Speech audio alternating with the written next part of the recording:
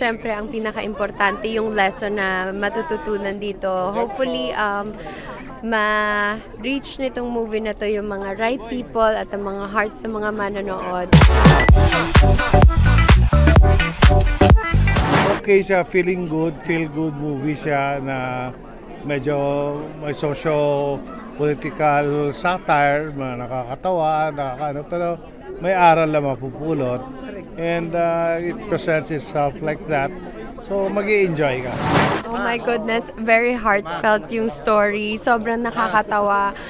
Maiiyak ka na matatawa ka. At syempre, ang pinaka-importante yung lesson na matututunan dito. Hopefully, ma-reach nitong movie na to yung mga right people at ang mga hearts sa mga manonood. At ayun nga, sana mapasaya natin ang mas marami pang tao at ma-share pa natin itong movie na to sa lahat. It was really nice story. Super nakaka-relate. At saka ayun nga, pinapakita din yung mga struggles ng bawat isang character, which is really relatable. Panood nyo yung pelikula, lahat kayo ay for sure mapapatawa, kikiligin, at marami kayong matutunan at mapasabi kayo ng, oh God, thank you.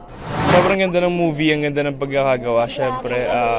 At magbibigay ito ng reminder for Holy Week siguro na about sa mga kasalanan natin sa buhay at kailangan natin magbago, syempre. Kaya ngayong darating na Holy Week, panoorin nyo, samahan ng mga makasalanan.